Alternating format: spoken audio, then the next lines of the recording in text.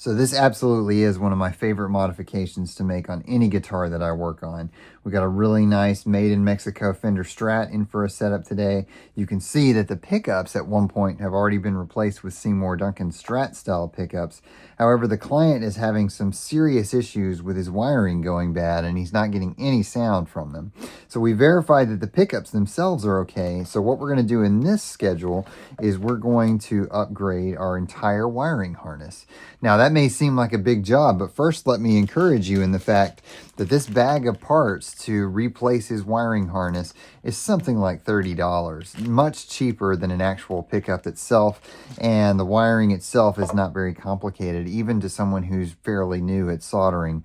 And one thing that I always tell my clients is that your new pickups or your fancy pickups are only going to sound as good as the wiring that they travel through.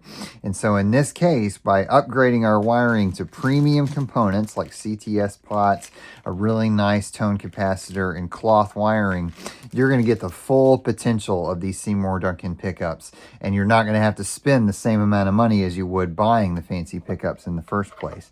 Now, one thing that you absolutely need to be thinking about when you do this is the fact that when you're switching from, say, metric style pots to USA made pots like CTS, chances are you may need to think about replacing your knobs because the spline pattern on the inside is different from metric to customary pots. In this case, Fender Made in Mexico was using imperial style pots, so we can use the same knobs, but it's something that you'll have to consider if you're doing this job on, say, an Epiphone guitar or something like that, maybe Squier. Looking forward to getting this one in great shape for the client. Whenever you're changing your pickups, upgrade your wiring at the same time. You'll be glad you did.